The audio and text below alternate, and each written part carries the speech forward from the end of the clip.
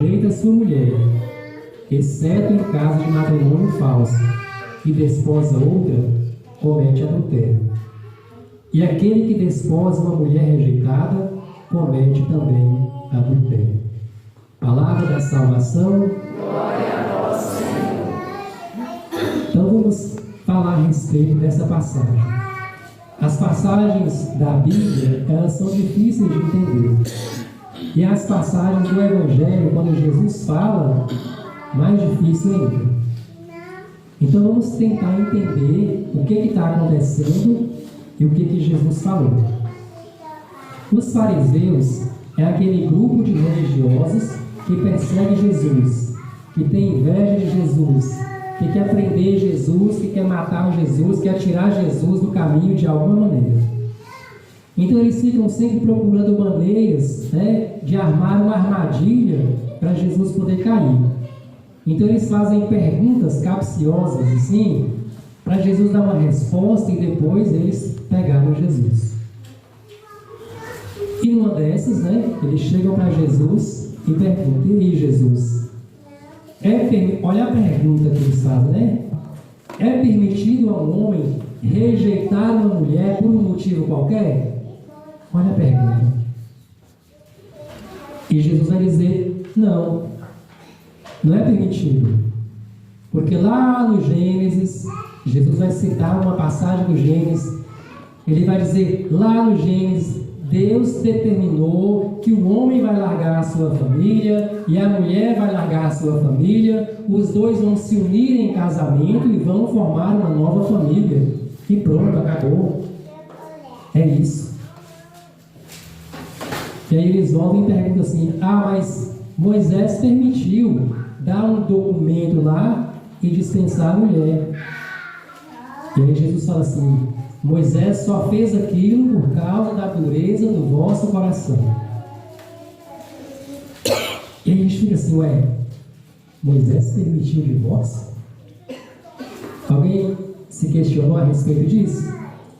É estranho, parece estranho, Mas, de fato, permitiu. E por que permitiu? Permitiu, Jesus está dizendo aqui, por causa da dureza do coração daquele povo. O povo na época de Moisés era um povo do coração duro, da cabeça dura. Foi o mesmo povo que fez o bezerro de ouro, que adorou uma estátua de ouro, rejeitando a Deus, vendo os milagres que Deus fazia na vida deles.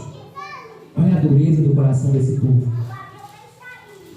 Foi esse povo que, experimentando os milagres de Deus, vendo cair pão do céu. Alguém já viu cair pão do céu aqui? Se alguém já viu, me fala, eu nunca vi. Um milagre, o maná, eles viam o pão cair do céu todos os dias. E aquele povo reclamava de Deus que não tinha uma comida mais gostosinha, que não tinha uma carninha temperada, que não tinha uma cebola, que não tinha água. Reclamava de Deus vendo os milagres. Então, aquele povo tinha um coração duro.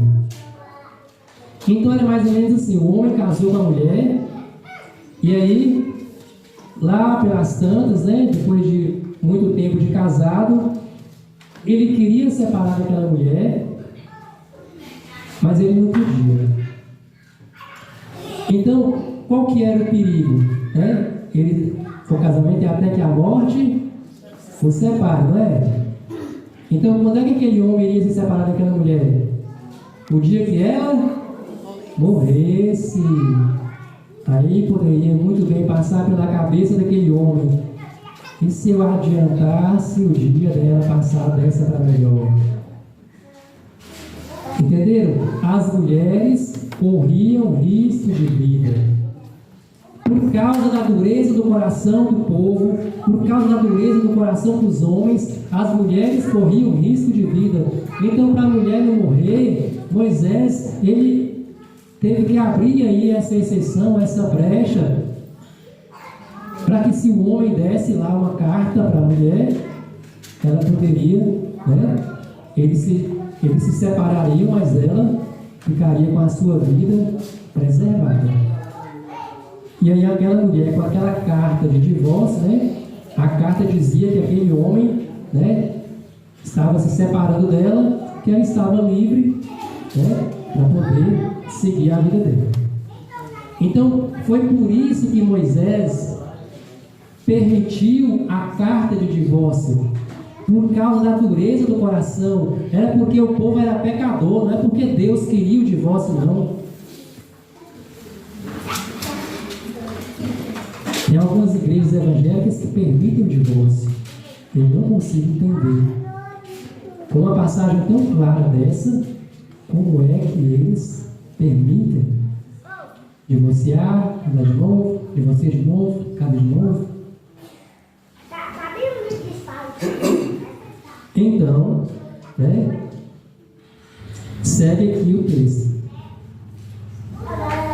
E Jesus vai falar assim, né? Já não são mais dois, é uma só carne.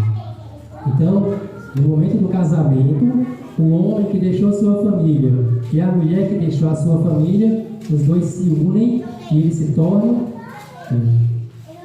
é uma só carne.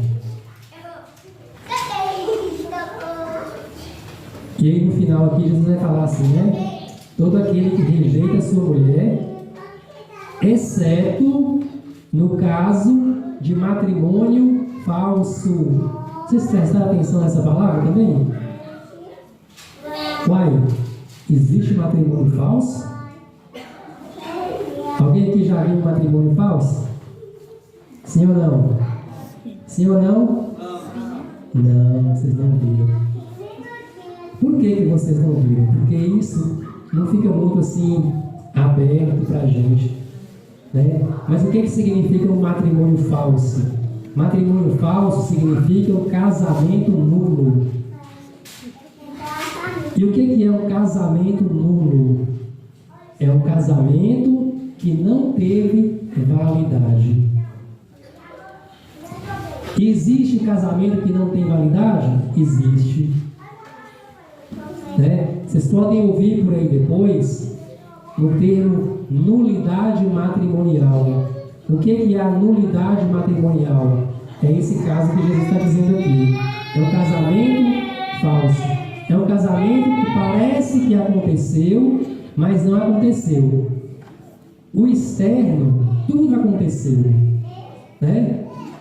Teve ministério de música, o casal pagou, né? Teve a ornamentação, pagou mais caro ainda, teve o padre, teve tudo. O externo aconteceu. Mas o espiritual, que é o que está por dentro, que ninguém vê, que ninguém enxerga, não aconteceu. Os sereis uma só carne não aconteceu. Os dois não se uniram de verdade. Pode acontecer isso? Pode. Quando que acontece? Depois eu vou explicar aqui as condições para que o casamento ele seja verdadeiro.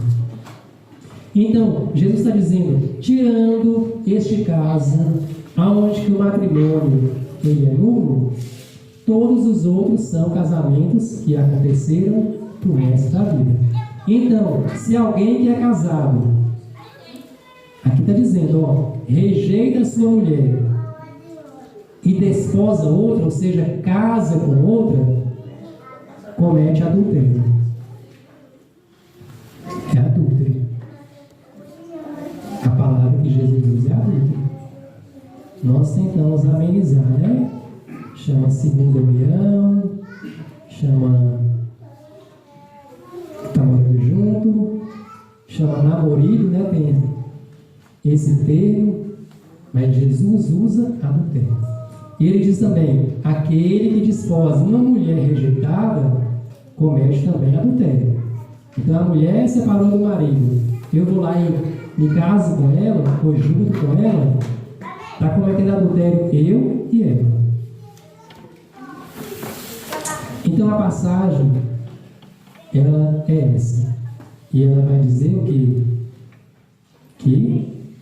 o que Deus uniu, o homem não separe. Existe, gente, uma realidade que ela é espiritual. Caminha ao mesmo tempo duas realidades. A realidade material, concreta, que é o que nós vemos, que é o que nós pegamos, é o que nós sentimos, né? São os cheiros, as cores, o calor, o frio, tudo isso são realidades do mundo material.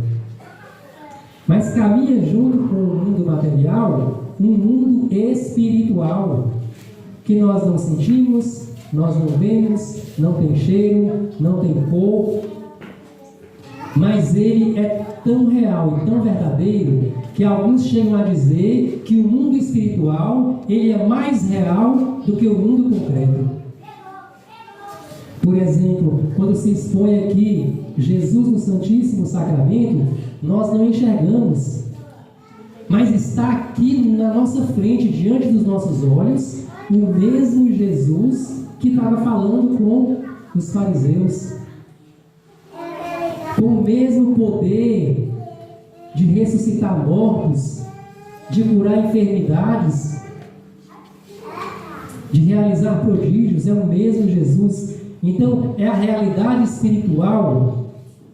Quando nós nos reunimos, Jesus falou: onde tiver 2 ou mais reunidos no meu nome, eu estarei no meio deles. Não é uma historinha, não é um conto de fadas, não é uma fábula, não. É verdade, é Jesus Cristo verdadeiramente que se faz presente.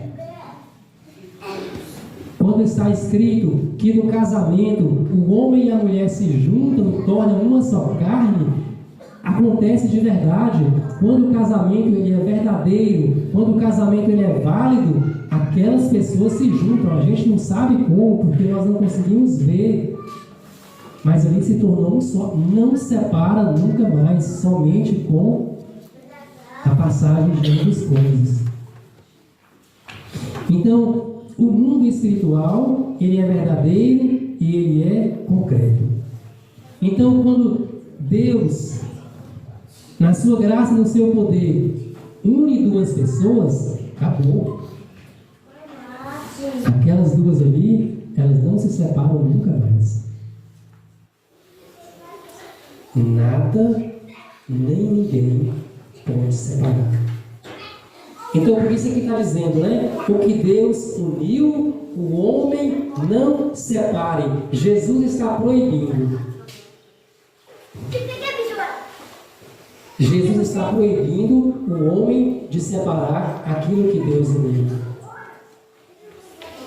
Claro, um casal que mora na mesma casa, que tem seus filhos, que convive junto, que dormem juntos, eles estão juntos.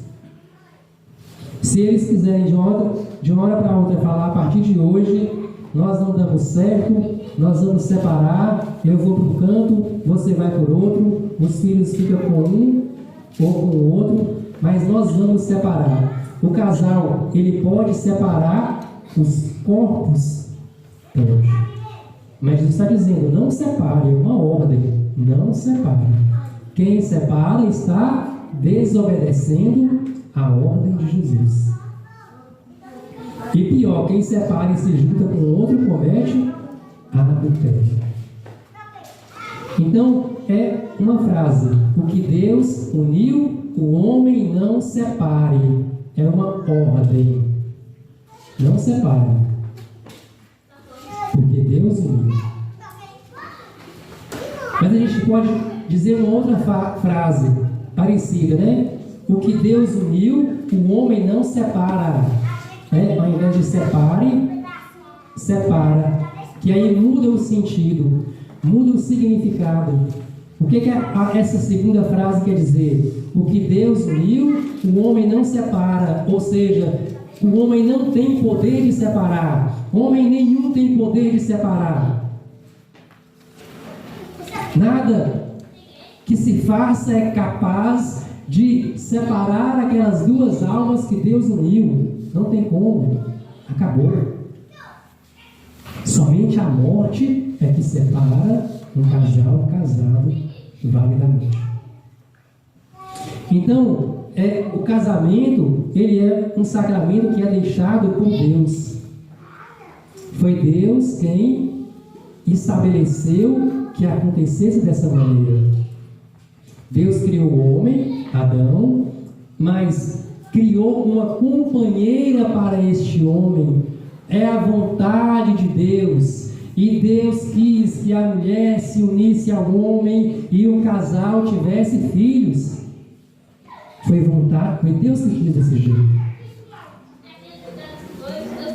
E aí, é claro, né, Deus coloca também vocações na igreja. O padre, a irmã, que são vocações específicas de viver o celibato. Mas o padre, a irmã, eles também sentem vontade de casar.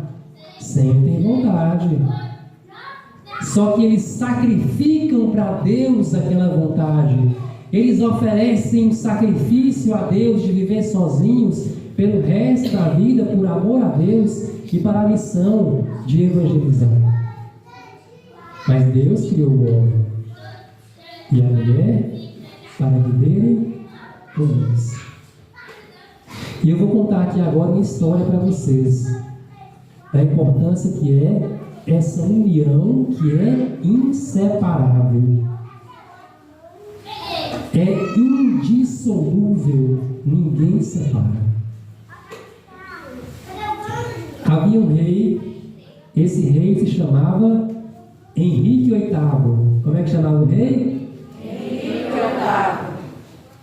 Henrique VIII, ele era o rei da Inglaterra. Você sabe onde é que fica a Inglaterra? Alguém já foi lá? Então, isso aí foi lá, né, há muitos anos atrás. Lá para os anos 1500, né, por essa época aí. Então, 500 anos atrás. O rei Henrique VIII, ele era o rei da Inglaterra. Olha, né, o posto que o homem tinha, muito poderoso. E o rei Henrique VIII, ele se casou com uma mulher chamada Catarina Aragão. Como é que a mulher chamava? Catarina Aragão. Um casal. O rei Henrique VIII, muito religioso, muito católico, foi até a igreja e se casou com Catarina Aragão. E aí o rei, ele queria um filho homem para herdar o seu trono, porque ele era rei. E a Catarina Aragão não conseguiu dar a ele um filho homem. O que é que o rei Henrique VIII pensou de fazer? Vou separar de Catarina Aragão e vou casar com outra, para essa outra me dar um filho homem. Então o rei Henrique VIII, ele queria se casar com Ana Bolena. Com quem que ele queria casar? Então Henrique VIII queria separar de Catarina Aragão, casar com Ana Bolena. E aí, o rei, ele foi até o Papa. E ele disse assim: Papa, eu quero que o senhor faça aí a nulidade matrimonial do meu casamento, porque eu quero me casar com Ana Bolena. Sabe o que o Papa disse para ele? Disse para ele assim: Henrique, o seu casamento foi válido. O seu sacramento teve todas as condições para ser válido. Você não teve um sacramento nulo. Portanto, você não vai receber a nulidade matrimonial e você não vai poder se casar com Ana Bolena. Olha só, nem o rei da Inglaterra, que era, se eu não me engano, o país mais poderoso da época, nem o Papa teve o poder de desfazer uma união matrimonial. Por quê? Porque aquele casamento foi um casamento válido, verdadeiro, aconteceu de verdade. Vocês acham que o Papa, que o Henrique VIII ficou satisfeito? Sim ou não? Não. Ficou não. Por quê? Ele era o rei da Inglaterra. Eu sou o rei da Inglaterra. Como é que eu não posso fazer uma coisa que eu quero? Eu quero separar. E aí, sabe o que o rei Henrique VIII fez? Ele foi lá na igreja, assim, né? A nulidade matrimonial se dá em um tribunal eclesiástico. O que ele fez? Ele foi lá e ele montou um tribunal nacional, né, da Inglaterra, e ele pediu aquele tribunal para julgar o caso dele e dar a declaração de nulidade. Olha o que o rei fez. E aí ele pegou a nulidade matrimonial e foi lá e casou com Ana Bolena. O que o Papa fez? Excomungou o rei Henrique VIII. Deu a ele a excomunhão. Aí o rei, né, ele sendo excomungado da Igreja Católica, sabe o que ele fez? Ele foi lá e fundou uma igreja chamada Igreja Anglicana. Então, olha para você ver a força que é o matrimônio. O Papa não pôde separar aquele casal. O rei não teve poder de separar aquele casal. O rei, ele rachou a igreja, ele dividiu. Até o ano de 1500 só existia a Igreja Católica. Nessa época, né, houve a divisão luterana, né? Martinho Lutero fundou o protestantismo, mas ao mesmo tempo nasceu aí também o calvinismo e a Igreja Anglicana, que o rei Henrique VIII fundou porque ele não podia se separar. E o rei Henrique VIII, então, na sua fúria contra a Igreja Católica, ele tomou da igreja todos os bens que a igreja tinha e ele vendeu todos os bens e ele se declarou como o chefe supremo da Igreja Anglicana. Agora é ele quem manda. E até hoje, na Inglaterra, a igreja que existe lá é a Igreja Anglicana. É o rei é quem manda, né? E aí abaixo do rei tem aquele que é, vamos supor, né, mais ou menos como se fosse um Papa. Até hoje. Olha a força que é o sacramento do matrimônio. Nada e nem ninguém pode desfazer um casamento quebrado. Então, gente, quando nós ouvimos uma pessoa dizer assim: amigado com fé, casado é. Mentira. Amigado com fé é amigado e enganado. Porque está amigado e diz que tem fé, mas não tem fé, porque não conhece a Deus, não conhece os mistérios de Deus, não conhece os sacramentos, não sabe que o casamento é onde que o casal recebe a bênção de Deus. Agora, a igreja chuta? A igreja coloca para fora? Claro que não. A igreja não coloca ninguém para fora. A igreja acolhe, a igreja aceita. Não, aproxima, não fica longe. Vem para a igreja. Não pode comungar, porque está em pecado mortal, está em adultério. Não pode comungar. Mas vem, senta no banco, escuta o evangelho. Talvez a palavra de Deus amoleça o seu coração e você procure um rumo para a sua vida. Vem para a igreja, fica perto dos servos que estão na igreja, ajuda a fazer alguma coisa, limpa o chão, talvez Deus vai tocando o seu coração para que você se converta. A igreja não coloca ninguém para fora. Mas, amigado com fé, não é casado. Amém, gente?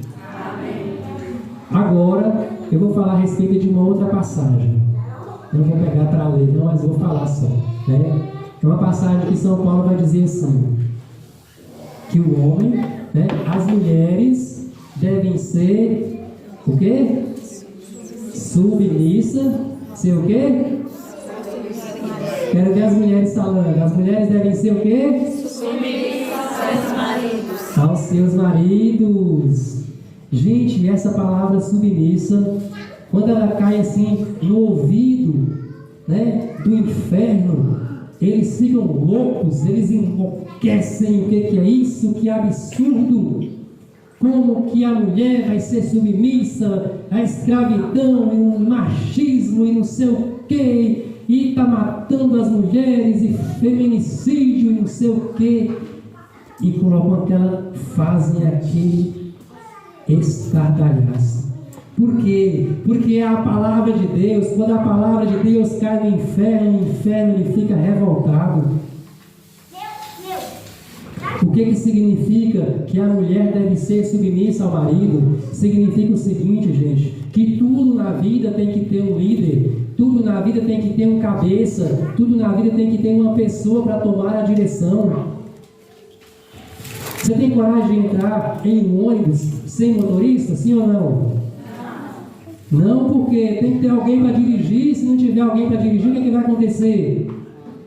Primeira pirambeira que tiver vai cair, vai arrebentar tudo. Por que esse povo que fica revoltado, né, as feministas, por que quando elas entram no ônibus e tem alguém dirigindo, elas não mandam sair? Sai daí, você é homem, deixa o ônibus seguir sozinho, elas não querem ninguém aí não. Ninguém é doido de fazer isso, porque tudo na vida tem que ter alguém para tomar a direção. Na igreja tem, Jesus Cristo é quem dirige a igreja, mas Jesus ainda deixou um outro para dirigir, que é o Papa. Na diocese tem o bispo, na paróquia tem o padre, na empresa tem o diretor, na escola tem a diretora, na sala tem a professora. Em todo lugar tem que ter um cabeça para dirigir. Por que dentro da família não tem ninguém? Por que a família é um ônibus desgovernado para cair numa pirambeira, num precipício? Não. Deus quer organizar a família e colocar uma pessoa para tomar a direção. Então as mulheres, elas são submissas nesse sentido. O homem é quem dirige, a mulher vai junto porque ela está unida com ele.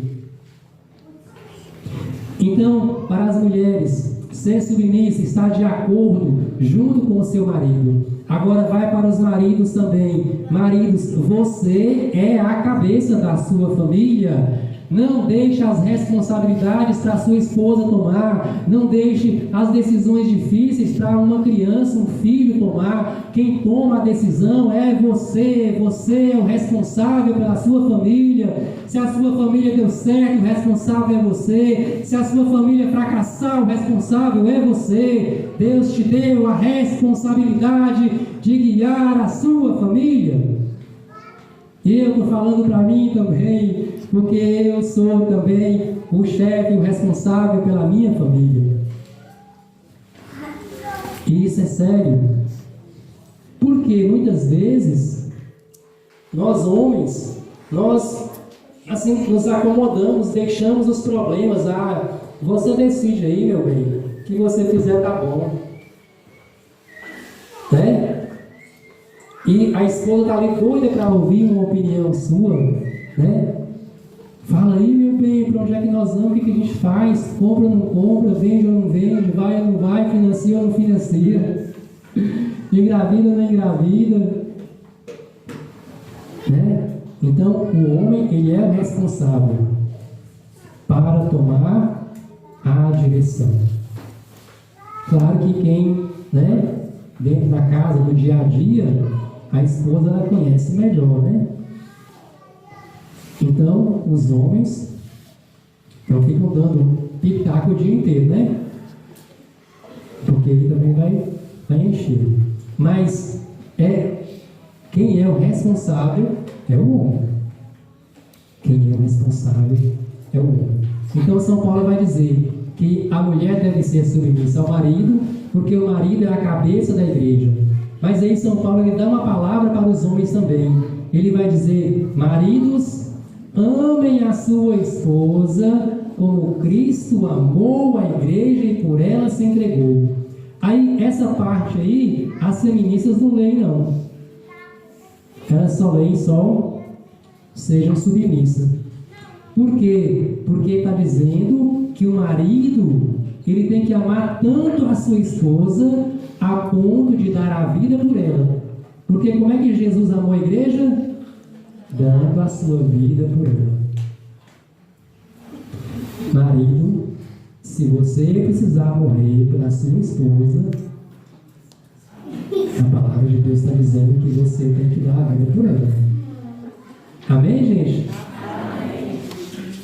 Então, o casamento ele é uma instituição natural criada por Deus, né? E ele tem duas finalidades, né? O casamento ele é para procriação e para união, né?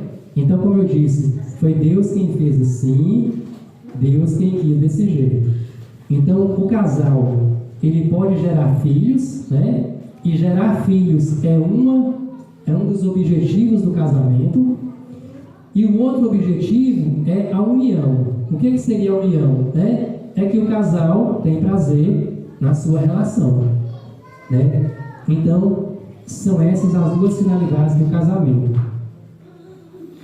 E agora eu vou falar a respeito, né, dessa questão do casamento ser válido.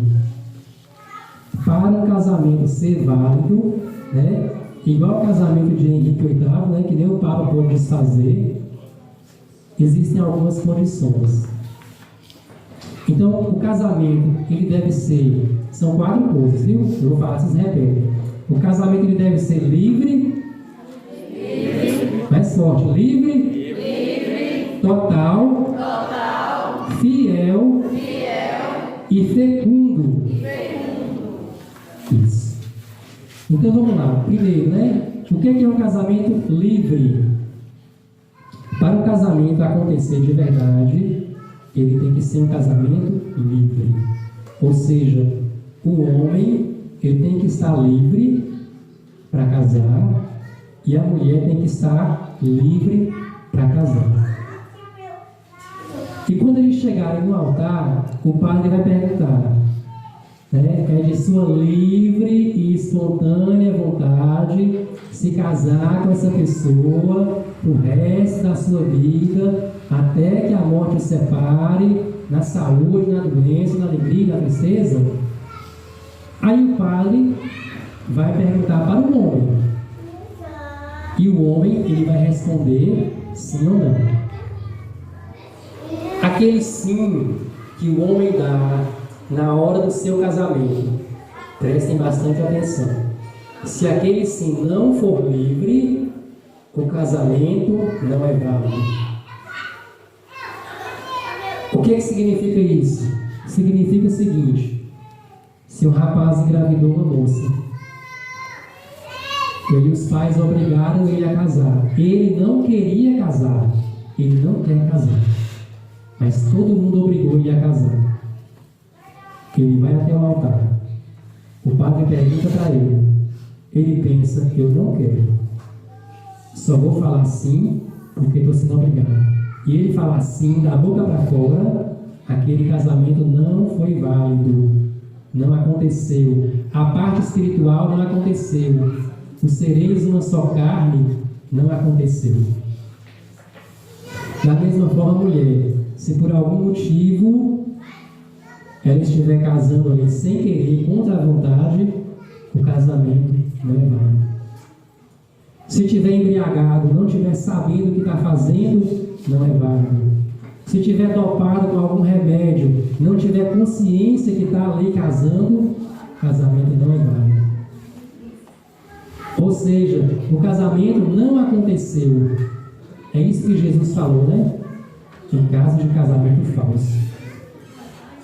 Então, o casamento ele tem que ser livre. Se o homem, por exemplo, ele tem um amante fora do casamento, ele vai casar e ele pretende continuar com aquela amante, ele pode vir até o altar, ele pode dar o seu sim, ele pode até querer casar com a pessoa, mas se ele está ali com um amante, mentindo para a esposa, né, escondendo aquilo, o casamento não é válido. Aquele casal não se casou de verdade.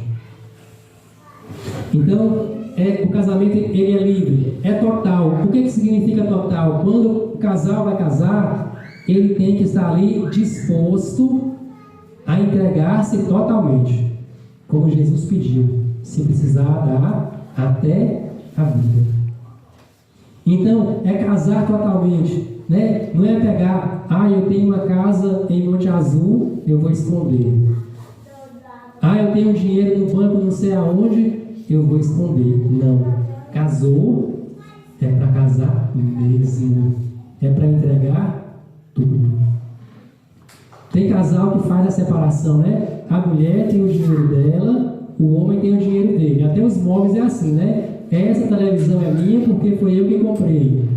Esse carro é meu porque foi eu que comprei com o meu dinheiro que eu trabalhei. Então, o casamento, ele tem que ser total, é uma só carne, é misturar tudo. Até a senha do celular, né? Eu abro o celular da minha esposa a hora que eu quiser e ela abre o meu a hora que ela quiser. O WhatsApp, né? Vou colocar uma senha aqui para bloquear meu WhatsApp. Vou esconder meu celular para minha mulher não ver. Então, não existe isso. O casamento ali tem que ser total.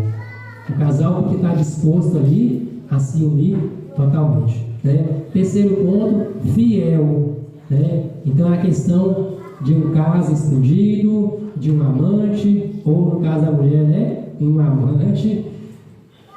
O casamento ele não pode ter infidelidade. Né? E o último ponto é o casamento fecundo. O que é o casamento fecundo? O casal tem que estar disposto a ter filhos. Se o casal estiver ali, né, e o padre perguntando, né, vocês estão dispostos a se casar e tal, e receber os filhos que Deus enviar, e o casal está ali assim, nós não vamos ter filho não, né? Nós vamos só juntar dinheiro, viajar, curtir bastante, porque filho dá trabalho demais, né? Filho gasta muito dinheiro, a mulher sofre demais na gravidez, no parto, nós não vamos ter filho não, viu? Nós vamos falar que aceita para poder realizar o matrimônio.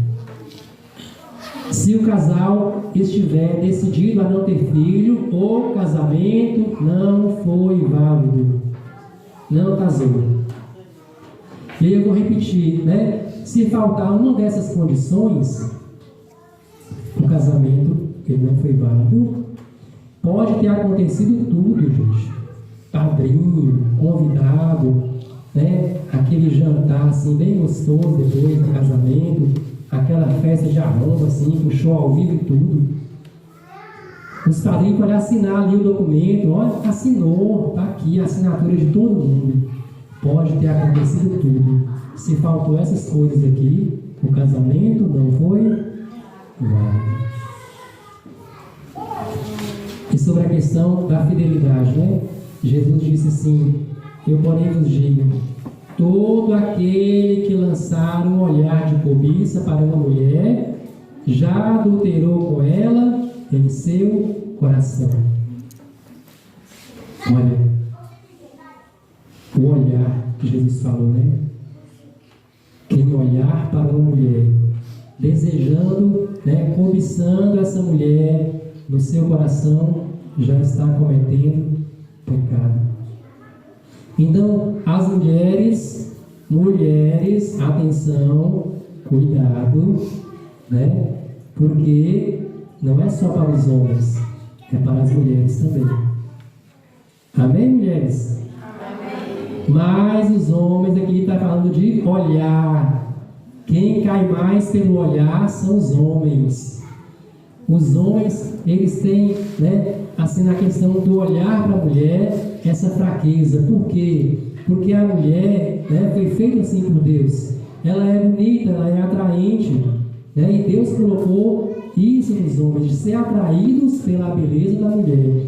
Então, mais cuidado ainda, homens. Mas aí eu volto para as mulheres também. Mulheres, cuidado para você não atrair o olhar dos homens.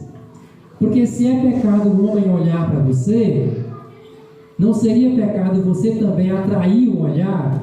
Porque você quer, porque você olha no espelho e fala: hoje eu estou para arrebentar, né? Hoje eu estou para acabar, para arrasar mesmo, né? E vocês sabem que tipo de roupa que é, a roupa que mostra os seios, a roupa que mostra demais a barriga, a roupa que mostra demais, né, as partes íntimas, short apertado, curto demais, calça colada demais, vestido, saia, dependendo da roupa, apertado, curto demais, o jeito de sentar, o jeito de cruzar as pernas. Vocês sabem a maneira que é para atrair os homens. Então, cuidado, porque o pecado de olhar pode também voltar para vocês no pecado de atrair. Por isso que a gente vai falar a respeito da questão da mulher se vestir, né? Hoje, alguns padres, né, eles dizem que não tem problema, que a mulher pode se vestir de qualquer forma. E está errado, gente. Infelizmente eu tenho que dizer. Né? Que a mulher ela tem que se policiar na sua maneira de vestir. E não é só na igreja, não. Na igreja principalmente, né? Porque é a casa de Deus. Mas fora da igreja também. Amém, gente? Agora eu quero ler uma passagem aqui, não precisa pegar não. Quem tem boa memória é Provérbios capítulo 5, versículo de 9. Vai falar sobre a sabedoria da mulher. Vai dizer assim, olha, meu filho, atende à minha sabedoria, presta atenção à minha razão, a fim de conservares o sentido das coisas e guardarem a ciência em teus lábios. Porque os lábios da mulher alheia destilam mel. Seu paladar é mais oleoso que o azeite. No fim, porém, é amarga como o absinto, aguda como a espada de dois gumes. Então aqui está falando a respeito, né, da mulher. Seus pés se encaminham para a morte, seus passos atingem a região dos mortos. Longe de andarem pela vereda da vida, seus passos se extraviam sem saber para onde.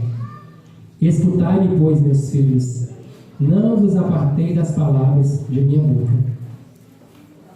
Afasta dela o seu caminho, não te aproximes da porta de sua casa, para que não seja entregue a outros tua fortuna e a tua vida ao homem cruel. Então aqui a mulher, né? Cuidado, mulheres. Você pode destruir a sua casa. Você pode acabar com a sua família. E aqui está dizendo, cuidado, homens. Cuidado com essas mulheres, porque elas podem destruir a sua casa, destruir a tua família, e elas podem destruir até mesmo a sua questão financeira.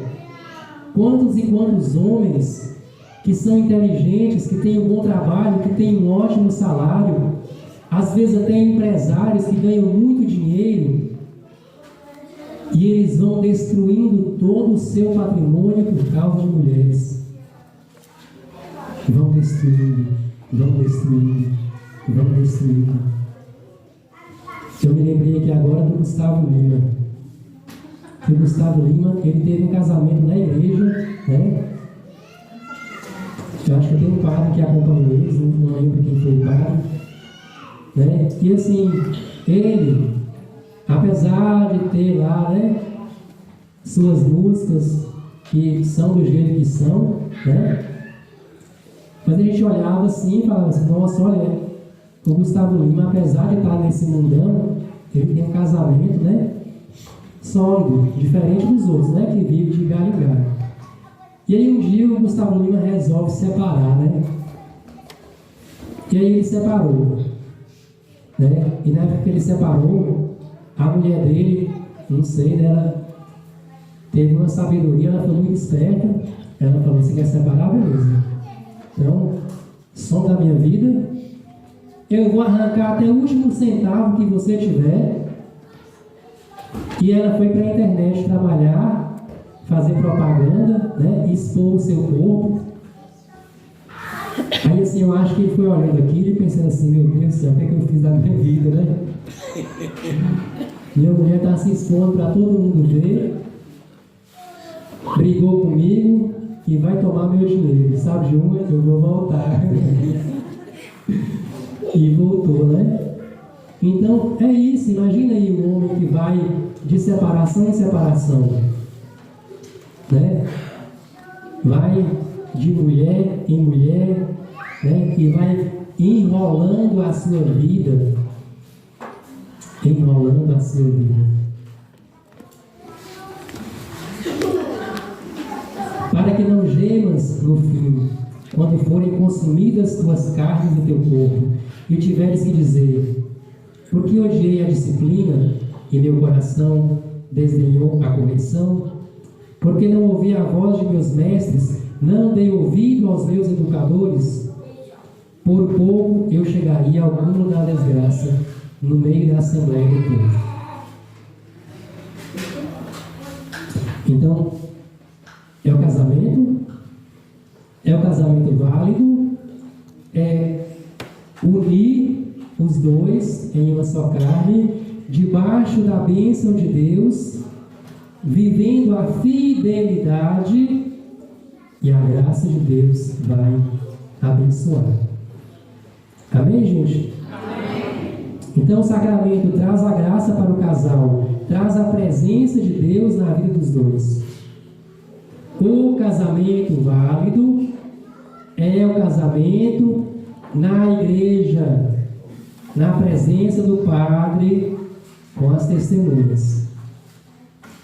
Casar no civil vale somente para a questão, né, de estabilidade do casal, questão de bens, né? Mas o casamento de fato para Deus é o casamento na Igreja Católica. Quem está numa vida, né, de relação sexual só pode receber a Eucaristia se for casado com essa pessoa na Igreja Católica. Tem padres que autorizam receber a Eucaristia mesmo estando amasiado, e está errado. Não pode. Não pode. Por quê? Porque para receber a Eucaristia tem que confessar. E para confessar, você tem que ter o desejo de não voltar a pecar. Como é que você vai confessar hoje e vai dormir com a mesma pessoa amanhã? Então o padre não pode dar absolvição. E olha a gravidade disso. A pessoa que está amasiada, ela não pode receber o perdão de Deus. Não porque Deus não quer perdoar, mas é porque ela não quer sair da situação. Então o casamento válido é na igreja. Paternidade e maternidade responsável. O que significa isso? Significa que Deus quer que nós tenhamos muitos filhos.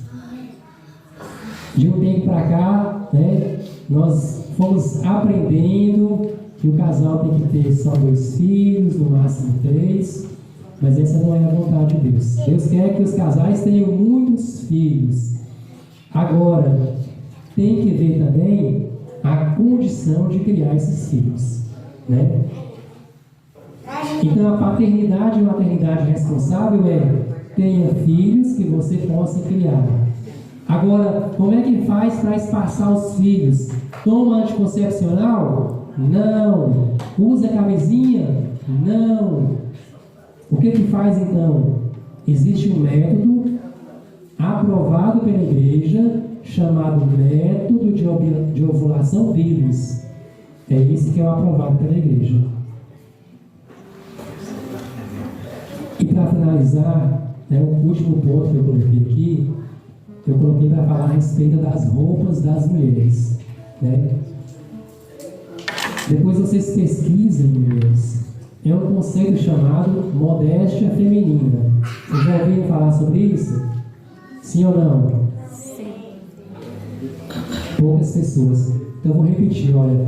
Modéstia feminina. O que é a modéstia feminina?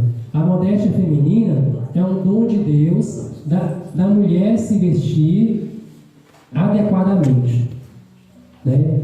Então, uma das frases que é utilizada é: veja como se veste a mãe do Senhor.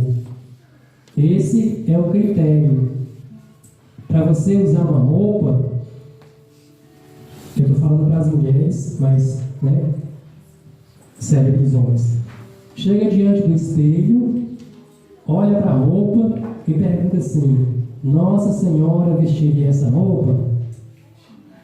Se a resposta for sim, você veste. Se a resposta for não, essa roupa não é adequada. Então, resumindo, o que é uma roupa modesta? É uma roupa que cobre o seu corpo. É uma roupa que cobre o seu corpo. É uma roupa que não deixa espaço para um homem olhar para você e sentir desejo sexual. É uma roupa que tampa, que cobre o seu corpo, porque o corpo ali é templo do Espírito Santo de Deus. Eu vou me estender nesse ponto, vocês entenderam, né? Então, vamos finalizar a pregação aqui. Quero convidar você a fechar seus olhos agora.